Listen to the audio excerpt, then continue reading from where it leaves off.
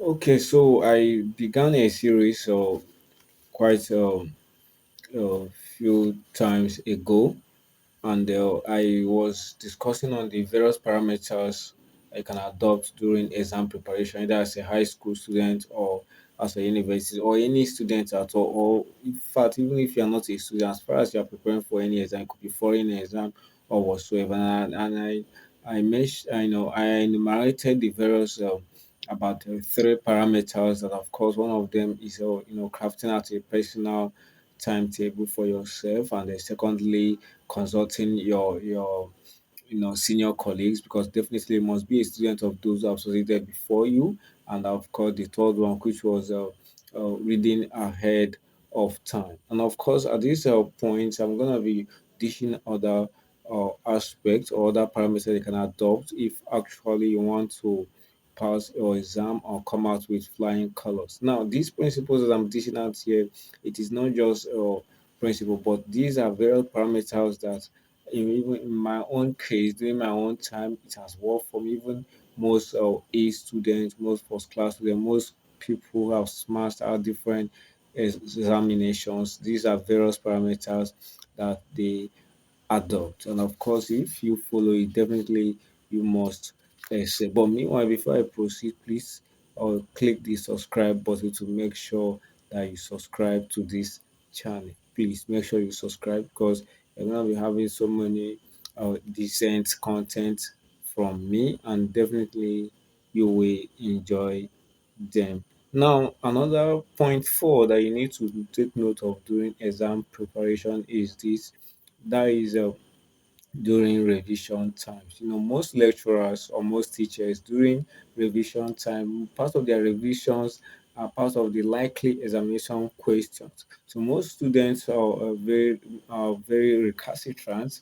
At this point that they felt like nothing is going to happen. What is it? Is it not just revision? No, it is beyond or revision. It is absolutely beyond revision. So you just need to pay attention to what that teacher or lecturer is saying, because at the end of the day, if you're able to jot things down, definitely part of the things you are jotting down, they will aid you. They are likely examination conditions. So that is point number four.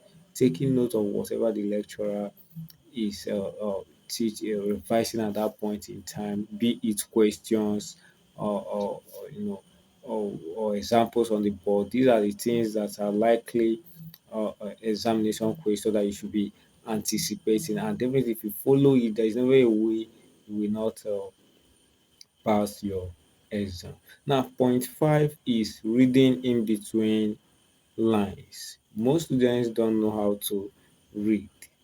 Most they don't know how to read. They just read haphazardly, and at the end of the day, they say they have read, they are prepared for exam. But at this when the questions start coming, out, they discover that they have not even read anything. So what do you do at this point in time?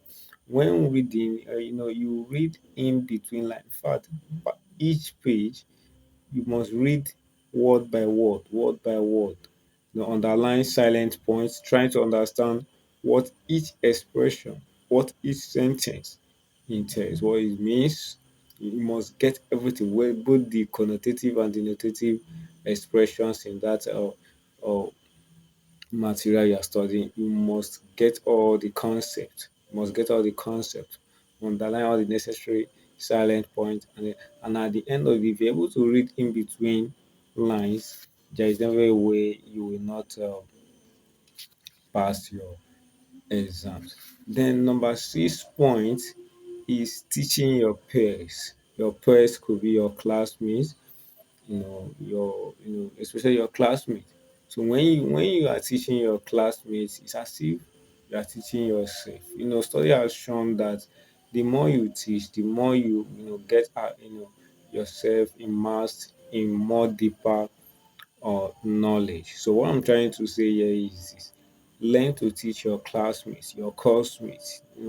When you are teaching them, you will absorb more knowledge for yourself. And if you're able to teach your course mates, your class, it shows that you definitely understood 80 to 90% of what was taught in class, and you have a high percentage of passing examination. So point number 6 is teaching your peers. So it's always advisable that as a student that you should teach your peers. Now, point number 7 that you need to take note of is as a student, you should always learn to ask questions in class and at the same time answer questions in class. Because the more you ask, it shows that you're understanding the concept of what was taught in class.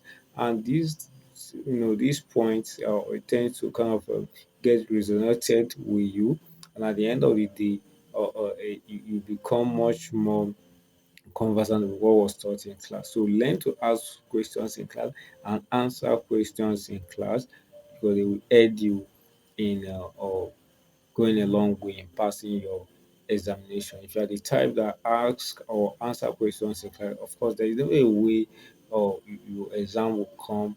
And in fact, there is a tendency that out of questions that come out, definitely we have a good number of them to answer because you do ask questions in class. So that is it. Then another point that is a very uh, metaphysical, if I may use the word, is the aspect of prayer.